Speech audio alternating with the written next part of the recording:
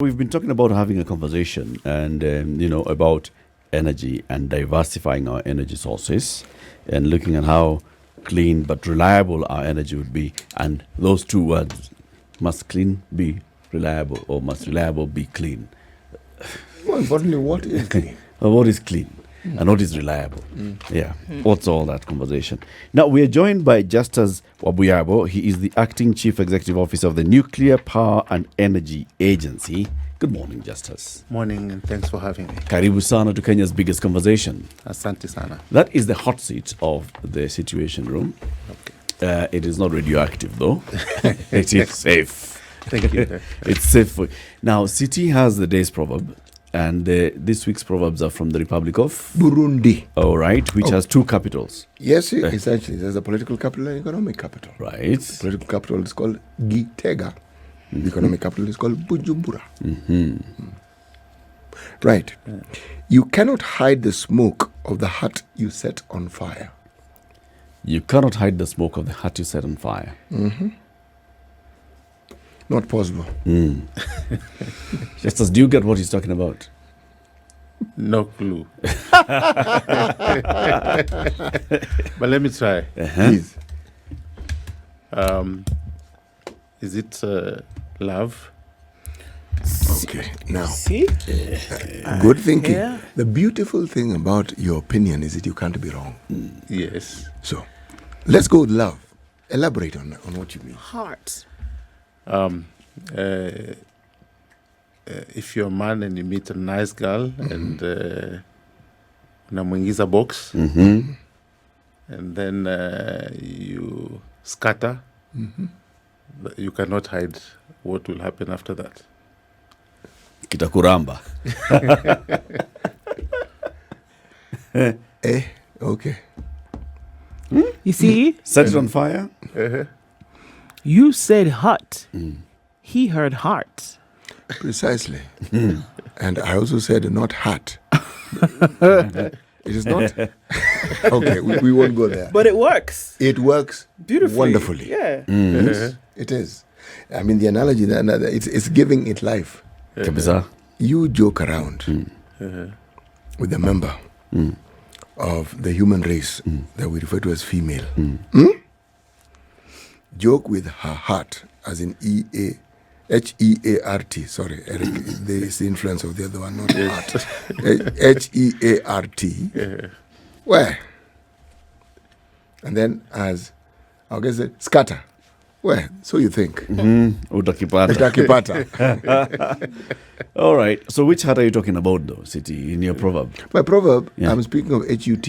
But you know, the beauty of proverbs is this. Huh? Man, you listen to it, you hear, and you talk about how it resonates with you. Yes.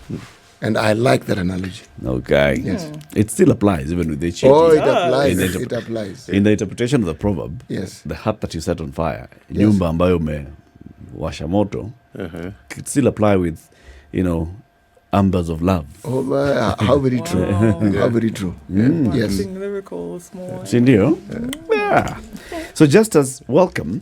Thank you. You are going to introduce us to this agency. Not many people know about the Nuclear Power and Energy Agency. Okay. What is it? Thank you very much, Eric. Nuclear Power and Energy Agency is a state corporation in the Ministry of Energy. It is established under the Energy Act 2019, but that's not to say that it came into existence in 2019. Nuclear Power and Energy Agency has actually been in existence since the year 2020. And it was formed during the tenure of the late President Mwai Kibaki. And you remember President Mwai Kibaki is the one who came up with the Vision 2030.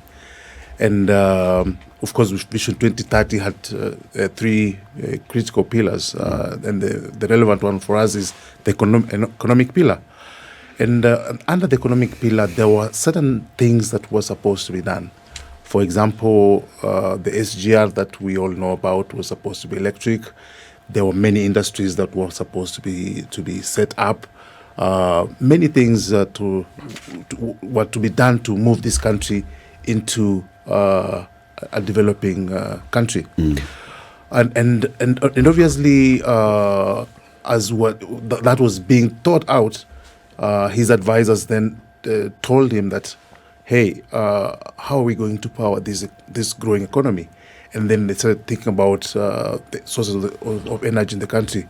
Of course, we had the solar that has always been with us. We had the wind, and we had the hydros and the thermals.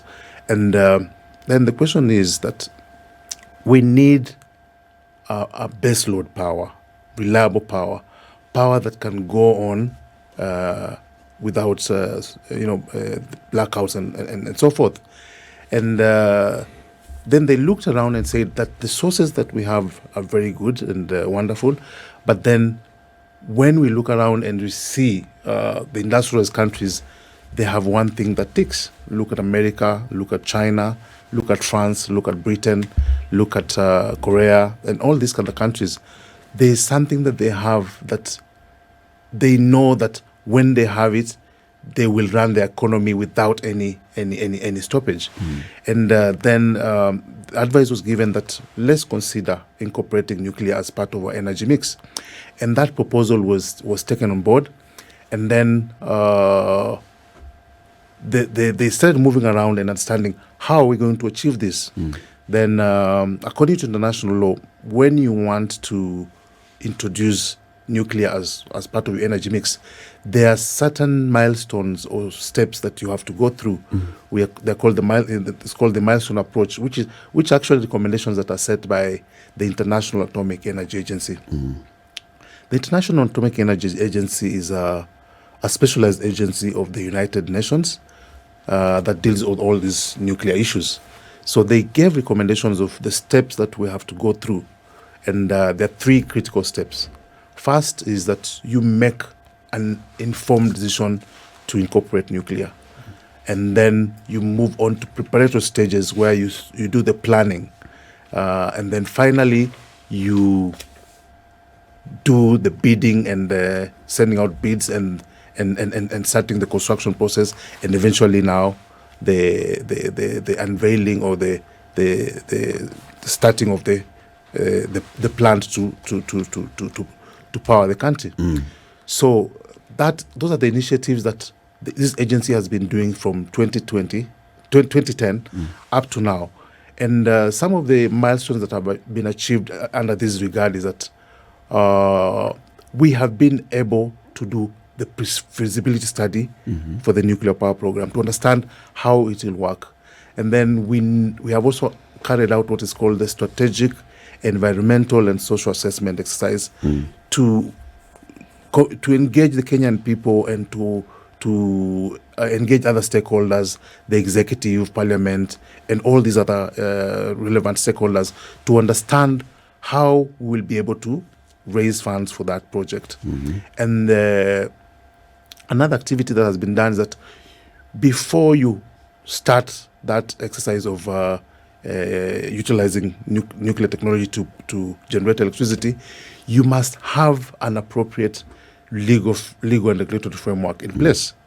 And therefore, our agency, working with Parliament, were able to set up the Nuclear Regulatory Authority in 2019, which has set up the Kenya Nuclear Regulatory Authority as the national regulator of nuclear activities.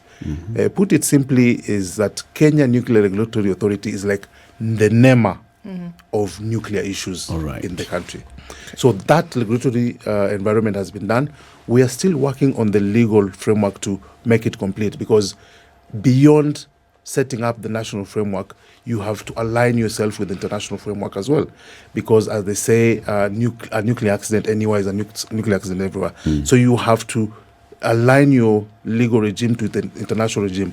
So this requires that we should also accede to a number of international treaties that regulate the nuclear sphere. And there are 4 critical treaties that we are working with the executive and eventually with government, so that the Kenyan government can accede to those treaties, so that we are free to be given the green light to onboard this technology. Okay, so let's look at nuclear as phenomenon on its own. What exactly are we talking about when we talk about nuclear?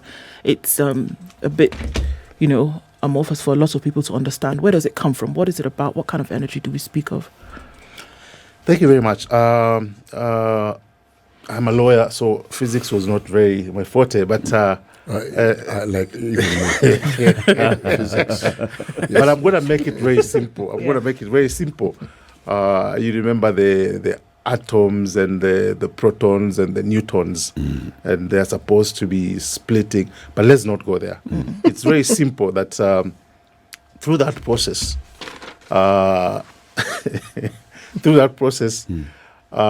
through the atoms hitting one another and splitting and breaking up, and they create a lot of heat. And that heat is able to generate a lot of steam. And that is what may be interest for us, that steam then is able to turn turbines. And the way the hydro turns turbines and creates electricity, then the same thing that the steam does that and turns turbines and gives us electricity. Yeah. What makes it stable? Nuclear is stable because it is a process that is controlled, and the way you have planned to have it, as the way it's generating now, you are actually in charge, because the nuclear fuel that you put there is regulated that it will provide you with the energy under the conditions that you've set. The same energy you expect will be continuous throughout. Unlike to give a comparison, solar is not stable in the sense that you will have solar only when the sun is shining. When there's cloud cover, you lose it. Wind is not stable because you will only be able to generate electricity from wind when the wind is stable and strong. A certain quality of wind, not necessarily strong. There's a certain quality of wind, because you can have a strong wind that is destructive and not useful. So in that sense, nuclear energy is stable because you know that this is the energy that, as you burn this fuel, this is what you're going to produce, and you will produce it at a given time. And the experts actually tell us that a nuclear power plant can run for 24 months non-stop, and you only shut it down for a period of time for scheduled maintenance. Okay. So in that sense, it can give you stable power as you... Because you set the conditions. Exactly. And essentially the quote-unquote materials that you need for it to work are present in nature already. So you set the conditions for this to then happen. Exactly. All right. Exactly. So have we seen that nuclear energy has been used to power in this country through the process of testing to see that it is a reliable resource, it's a sustainable resource, and that it can then make the case to be used as an alternate, if not driving force, for energy needs in Kenya? Yes, those are the studies that we actually are undertaking, and from the work that we are doing, we actually are supposed to look at a whole range of issues. Under the IEA, they're called 19 infrastructure issues. And probably what you ask will fall under, we call the fuel cycle. We need to determine where we will source that fuel, how we'll use it, and eventually how we'll dispose it. So yes, before we actually start our first nuclear power plant, we must have addressed all those issues. And to come to also the question you raised, nuclear fuel is actually sourced from uranium mostly. And uranium is commonly available. And the beauty is that it's actually been said that it's renewable, in the sense that you only need very little fuel. And by the time you've consumed the fuel that you have used for a nuclear power plant, the uranium that you'll have mined will actually have replenished itself, because we have plenty of uranium on the face of the earth. Okay. Do you have plenty of uranium in Kenya? Yes, we have it, and we actually carrying out explorations to determine the quality and the particular sources. But there are places where pockets of uranium have actually been identified. You know, when we talk about now, that's the raw material. Yes. Hydro, we need water. Yes. So we know that water will, because of drought, we'll have low water levels in our dams and all. Exactly. Solar, like you've said, sun, night, clouds affecting it. Wind, also quality of wind. Geothermal, we know it's coming from the ground. Yes. So this uranium thing, where are we to get it from? And how do we guarantee constant supply of uranium for our power plant in Kenya if we were to set up one? Thank you very much. First of all, I should say that we really should not worry about the source of this fuel, because nuclear fuel, the uranium that's available is not useful until it is processed, until it becomes useful, and that's when it's called nuclear fuel. If I was to put it simply, the way you will walk into a petrol station and fuel your gas, that is the fuel that you're getting. The nuclear fuel that will be used is available commercially. We'll be able to purchase it from countries that actually develop that fuel, and we just come and plug into our nuclear power plant, and it should be able to power our plant. But coming to the issue of the sources of uranium, the uranium is plentiful in Africa and even in Kenya. So once we will have the need for that, we will be able now to start mining it and using it for that purpose. You know, see, I'm just heading into the direction of when we have thermal generating stations. Yes. We always have this element of forex and how much it has cost us to actually bring in the fuel to burn so that we can generate electricity. Yes. So what you're saying is that we will be importing the raw material to be used in our nuclear power plant, which will be a cost factor by itself, and it will be determined by the market. Yes. Not something that we can control, or not something that is God-given to us, like our geothermal in Olkaria. Yes, I think that's the unfortunate thing about this. But the reason for that is because the nuclear environment is really controlled stringently at the international level, and the reason for that is has largely to do with the history of our first interaction with this technology. Of course, the first experience was the use of nuclear as a nuclear bomb. And therefore, it is actually recognized that if this material was to be available freely, it can land in raw hands. So we have a stringent international system that regulates that. And therefore, few countries have actually the technology to enrich this uranium to the grade that is then used in the nuclear power plants. But because of the arrangement that is available in the international space, there's a requirement that the countries that are going to produce are not going to utilize their monopoly to disadvantage the countries that are going to purchase the technology. So countries that enrich their uranium to power grade should make it available to any country that comes to buy. That requires, exactly. That comes to buy. Yes. Okay. You cannot hoard because of other reasons. Okay. Safety. The big issue, of course, the concern is, okay, so how safe is this? And then are we getting into how you've got to let us know that we are not enriching uranium. We are only getting uranium so that we can power our plants. Yes. Because you'll go back into that whole conversation, IAEA, there was a time when the International Atomic Energy Agency was constantly in the news because Mohammed al-Baradei was sending inspectors to Baghdad to go and check whether Saddam Hussein is developing a weapon of mass destruction and all those things. So when we talk about safety, how do we guarantee ourselves of safety if we were to set up a power plant in Kenya? Is it safe? Thank you very much, and that's a very important question. Actually, safety is one of the critical elements in this exercise, and you've rightly pointed out that again the IAEA comes in very strongly in this area, because if a country is having this technology, one of the requirements is that it must have an arrangement with IEA, that the IEA can come and do inspections to understand that, first of all, every nuclear material that you have is actually used for the purpose that it's intended.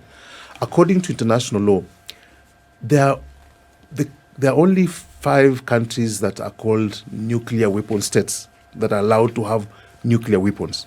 But according to the same international law, that's the Nuclear Proliferation Treaty, Nuclear Non-Proliferation Treaty, NPT. Under that law, countries that have nuclear arsenal are actually required to have a process of disarmament so that they reduce their nuclear warheads. And the countries that do not have nuclear weapons have undertaken not to pursue the journey of trying to acquire nuclear weapons. And as a trade-off, there is what is called the Peaceful Users Initiative. As a trade-off, the countries that have the nuclear technology are required to work with countries that are nascent so that they're able to help them to develop the technology for peaceful purposes. And in doing so, as I mentioned, when you embark on the journey of developing a nuclear power plant, you must have the safety element taken care of. You must have programs that will ensure the environment and the people will be safe while utilizing that technology. Yeah. Let's take a break. It's 7:30. Kenya's biggest conversation is hosting Justus Wabuyabo. He is the acting CEO of the Nuclear Power and Energy Agency. We are talking about nuclear, Kenya's journey towards nuclear power, safety, reliability, and what we need to do and what the agency has been doing over the last couple of years. Just as you take tea. Spice. Since 2010, Kenya has been on a journey towards adding a new source of energy into the grid, and this is nuclear. But it's not easy. It's not like those things that nuclear, just come and set up. You have to do a lot, and that's why it's taken us 13 years on this journey, and that's why the CEO is here to tell us how far we are down that journey. You have got to have laws in place. You've got to sign international treaties. You've got to comply with international law. You have to do your own feasibility studies and show them. You've got to do your own strategic environmental and social impact assessments, think about your sources of funding and policy and legal. 13 years of that journey. Now I understand why the CEO of the nuclear agency is a lawyer. I was wondering, this man is a lawyer and he's heading a nuclear agency. All right, now I can get it. So you're here to do this groundwork and get us to that level where then we can start generating power. How far from a power plant are we? Okay, thank you very much. And thank you, Eric, the way you've put it. I actually normally say that my organization is like John the Baptist. We come to set the way. You're the preparing nuclear the power way. plant. We're preparing the way. And in the preparation, the one that is coming is bigger. It's a big thing. And therefore, when you're planning for a big thing, you must ensure that you don't leave anything to chance. Now, according to the plan that we have currently, the government will start construction of the first nuclear power plant in 2027. And a nuclear power plant is not like a house where you will construct in 6-9 months. A traditional nuclear power plant for 1,000 megawatts is going to take at least 6 years to construct. So if you're going to start construction in 2027, the earliest we are looking at commissioning is 2034, 2035. And you must ensure that everything is done to detail, because normally you if you're doing a normal house, you can do the wall and break it down. But for the nuclear power plant, when you start, the designs must be right. Everything must be right.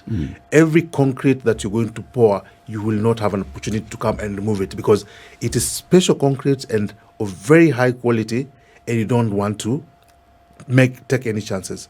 So the government plans to start the process of construction in 2027 and have it commissioned in 2035.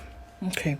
So with all, there's a lot of testing that's going on. There's a lot of, looking through, discovery happening at the same time.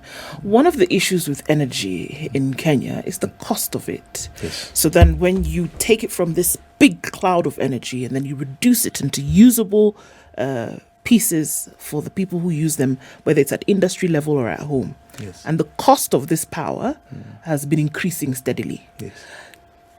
In as much as we can see nuclear as a reliable or renewable source of energy, is it a cost-effective source of energy? And would it be cheaper than the sources that are already available today? Thank you very much. And that's a very important question.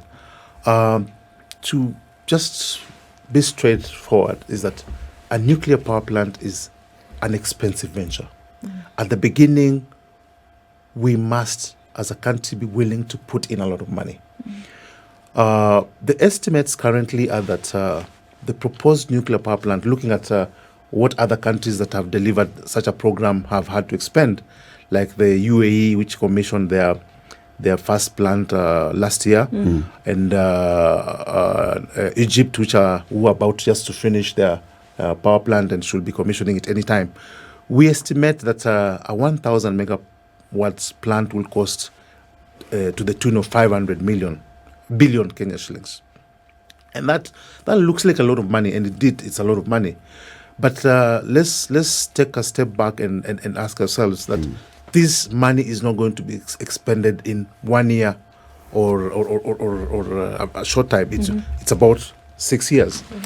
But again, you must think about my former boss. You say it's a question of the chicken and egg. Do you want to say that you want to to not spend money so that you are saving, or do you want to spend money and therefore you are able to make money? There's a saying that spend money to make money. The nuclear power plant will cost that much, but the beauty is that it will serve us for about 80 years. 80 years. And according to the experts, they indicate that the plant can be able to pay itself off within 17 years.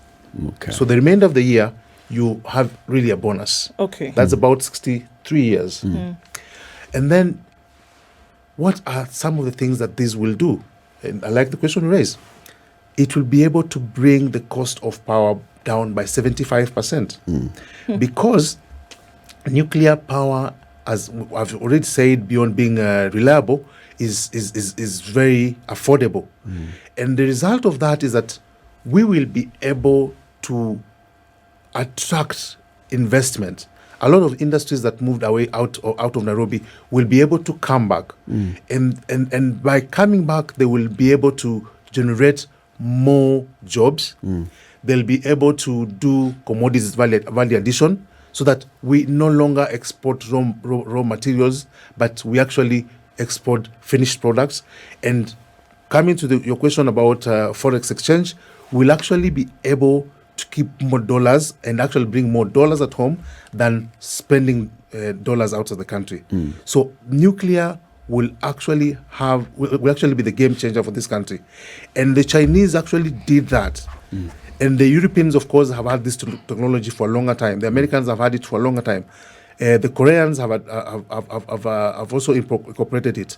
And you'll be surprised that a country like United Arab Emirates, which has a lot of oil deposits, have actually commissioned their first nuclear power plant last year. The question will be why? It's because they know the future is in nuclear. You know, okay, City, you have a couple Well, of I'm saying questions. yes, and yet there are countries in the developed world who do not have a single nuclear plant. And yet they have steady Power. They do. And then we also have countries that have had nuclear plants and they're now phasing out nuclear power plants. Because even as we talk of the benefits of nuclear power, there are disadvantages like there are with everything else on the planet. But unfortunately, when it comes to nuclear, they can be disastrous. Because when you have a nuclear plant, you'll have nuclear waste. One of the biggest problems we have on this planet is what to do with that waste. It's a never-ending story. Now, rare as it may be, people talk about Fukushima. That's in Japan. That's in 2011. Now, that was not a fault with the plant. There was an earthquake. Now, that quake brought about disastrous consequences. Now, it was contained. One person died as a result of cancer. 4 years down the line, some people were injured. The death toll wasn't high. But what is often said with us, by us in the media, is the effects of anything nuclear. It is a death sentence. The issue, once it is that radiation gets to you, rare as it is now, perhaps that is why it's one of the most regulated things on the planet. My question is, if there are countries that are either phasing out nuclear plants, or they are some who've never bothered to have nuclear plants and yet they have steady power, why don't we look at countries that have steady power and how it is they go about getting their steady power? Why must we go nuclear? That's what you're asking. That is precisely what I'm asking. Why must we go nuclear? Because rare as the incidents that are harmful are, there are consequences to nuclear power. The cost. Uranium actually is rare. Uranium is not available in, it may be available in some places, but it isn't something that you'd find commonly like you'd find sand or ice. Or coal. No, it's not. The technology is expensive. The process of building a plant can be 5 to 10 years. Everything about it is expensive. The benefits are clearly there. But why go that route when we already have power sources, and yet we can also follow the example of others who've never had nuclear power?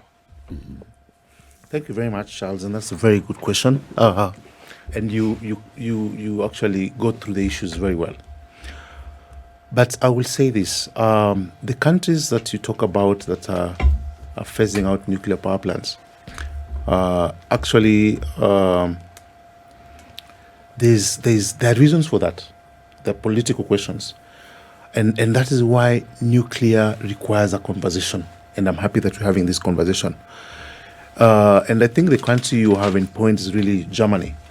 And Germany is because of the politics of that country. There are strong anti-nuclear groups in that country. Lobby groups.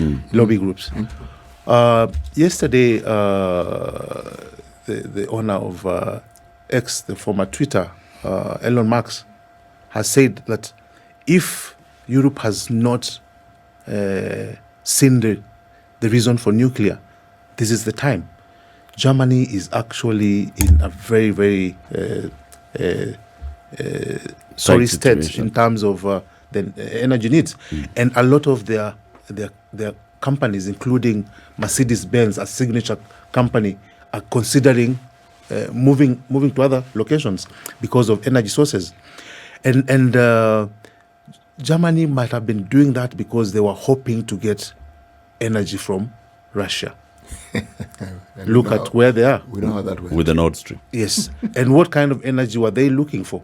Dirty energy. Fossil fuel. Then we come to the countries that you mentioned have never gone nuclear. It's you ask yourself, what are they relying on for their baseload? They're relying on coal, which has been determined to be one of the dirtiest sources of energy. Nuclear, on the other hand, is clean energy, has very little carbon footprint, produces zero carbon emissions during operation, and therefore aligns very well with climate action that every country is supposed to be doing. And you say a very good point. It is true that there's that risk. But Charles, if you want to go from here to Kisumu now, you can decide to go by plane, get Jomo Kenyatta and get a plane, or you can get out of this building and get a boda, or use a matatu. I can even walk. You can even walk. But it really depends on what you really want to do, because you may want to get to Kisumu before noon. So what will you do? Ideally, is if I want to get to Kisumu before noon, I'll make sure I don't leave Kisumu, so I never have to go there. But you see where I'm going with my question? Yes. I'm in agreement with you. Yes. Why must we have this power discussion in Kenya and follow the footsteps of the West when even as we speak, we are touted as a country that is leading in clean energy? Clearly, there's no question about it. I am saying this. Given what we have, what is stopping us from fine-tuning what we have and ensuring it actually meets our needs? Let me give you a layman's example. We have rivers. Why don't we dredge our rivers so that when it rains, the water isn't wasted? You actually have water contained. Why don't we conserve the natural resource as we get it? When we talk about geothermal and all these, what stops us from starting a campaign, even as we're talking about, say, for instance, planting trees, of ensuring that this resource called the sun, which we have, it may not work for us at night, but why don't we use it when we have it? The cost is as a result of how we produce our power. If we limit the expensive power, by the way, this is not me trying to be intellectual. This is me paraphrasing what we're told here by the CEO of Kenya Power. If we limit the usage of our expensive power and only for emergencies, what stops us? We can see the progression we've made. What stops us from taking this thing to a different level and a higher level and a higher level? What stops us? Why must we follow this route that others have followed and then they retract? And we can see the path they have followed. We have coal, we've never used it. What stops us from enhancing what we have to ensure it actually meets our needs? Thank you very much. And let me just be clear that nuclear is not coming to drive anyone out of town. Nuclear is coming in to complement other sources. And the other sources are very good, lovely, as you point out, but they have their limitations. And if you're someone who thinks long term, you don't wait for a crisis and then start planning as an emergency. So we have looked at the future and determined the needs of the country. And we have also projected what level those sources, those other clean sources, sun, solar, geothermal, and hydro, can do. And we are very certain that there is a place for nuclear. And we will not want to wake up one morning and in a panic say that we want nuclear, yet we know very well that we cannot deliver it within a short time. Yes. So that is why, as a people who are planning for the future generations, we have decided to start making arrangements for that at this point. Let me ask you, Justus. Yes. Yes or no question here. Is nuclear energy clean energy? Yes. Is nuclear energy renewable energy? Yes. So what are the harms of nuclear energy? The harms of nuclear energy is the risk of radiation. Risk of radiation. Risk of radiation. Okay. And because of the experience we've had, and in the nuclear world, we actually have this saying that a nuclear accident is a nuclear accident anywhere is a nuclear accident everywhere. Yeah. And therefore, the nuclear family works together. You will actually be surprised that when it comes to nuclear issues, even the countries that you will see on the international level appear to be opposed to one another, when it comes to nuclear, they actually work together. And they do this through the umbrella of the IEA. And because of the experience the world has had with nuclear, through the IEA, the countries of the world meet to discuss those concerns and address them. As we speak, we're actually now going into the 5th generation of nuclear power plants. If you were to look at the example of phones, Samsung, the way they've progressed up to I think we have S40 now. We are folding them and flipping generation, flipping them and folding them. Yes, the 5th generation of nuclear power plants. And those 5th generation of nuclear power plants, the ones the Americans are doing, the Chinese are doing, the Russians are doing, they've all learned from one another. And the safety features that are incorporated are such that to ensure that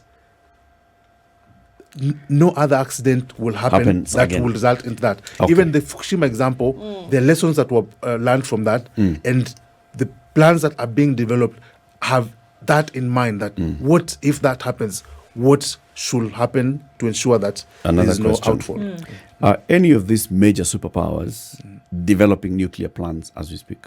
Yes, China is developing them. I think in dozens. Okay. America also doing quite a number. America are doing new nuclear power plants. Yes, Europe? Europe, France are doing. There are many other European countries that are actually doing. In Africa, we also have countries that are actually pursuing that. As I mentioned to you, Egypt will be commissioning their power plant anytime. Ghana is pursuing that. Rwanda is pursuing that. Our neighbors, Uganda, are also doing the same. Nigeria and other African countries. And in the African continent is actually Egypt, Ghana, Kenya, and Nigeria, which are very advanced stage at heading towards that direction. Yes. Okay. How many accidents can we talk about globally that emanate from nuclear power plants? The ones that have happened, we had the 3 Mile accident in the US. We had the Fukushima that we've talked about, and we had the Chernobyl. Those are the major accidents that we've had in the history of nuclear. Have we had other smaller ones? Where there's been radiation, where there's been, effect on a community that's living near a nuclear power plants? In fact, a few years ago, not a few years, a few months ago, the Director General of IEA gave some statistics, and I think the deaths that have resulted from nuclear fallout are less than 10. I don't have the figure, but they're very few. So why is there this global fear for nuclear? The global fear could have been driven by the atomic bomb, because what it showed the world was real horror. And then also the Chernobyl disaster. But as I've mentioned, the technology that has been developed now has taken into account all these issues, and we are unlikely to have the same being repeated again. Remind me what happens with the waste. I know it's still an issue that Yes. folks are clobbering with, trying to figure out, okay, so what do you do with the waste, like Titi had asked? What do you do with the waste? Because, you think about war and you think about the things that are left behind that, mines and things like that we're yet to take care of. For something like this, that's just ominous in thought. Yes. What happens with the waste? Because you burn it off, there's the waste. Thank you very much. Now, the technology that's available now is that the nuclear waste is actually retained in the nuclear power plant.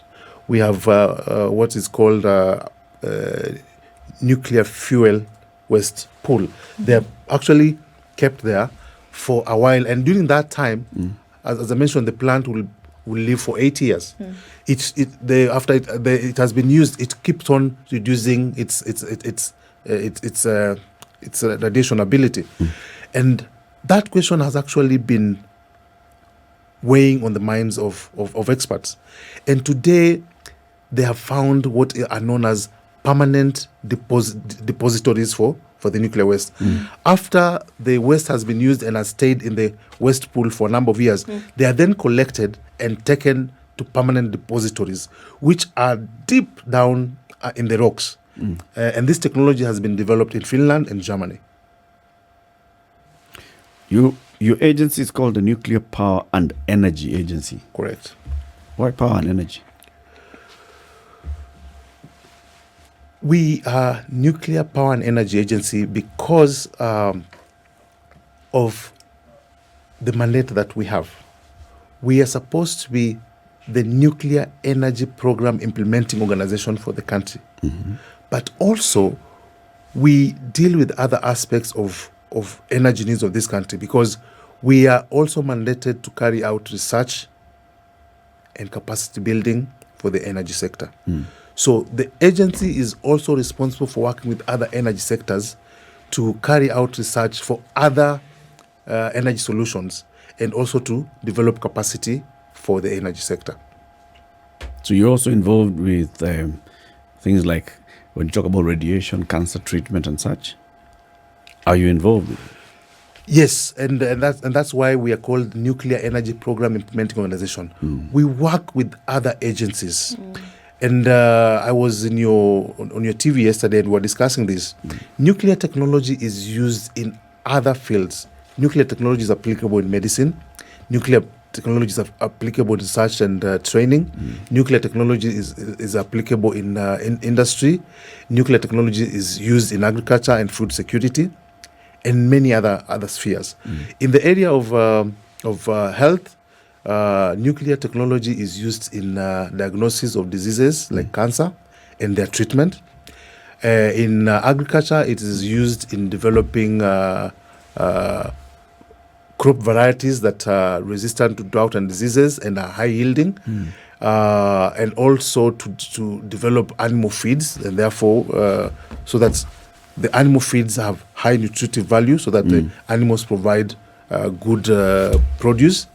And also, finally, in the area of industry, in non-destructive testing. It's a conversation that we must continue having. Yeah. We thank you very much for starting it. Okay. Please come again. Thank so you. we can all get to understand and even just get to ask all these tough questions Sure. that are lingering in everybody's mind. I mean, nuclear, we just think nuclear disaster. Bomb. Yes.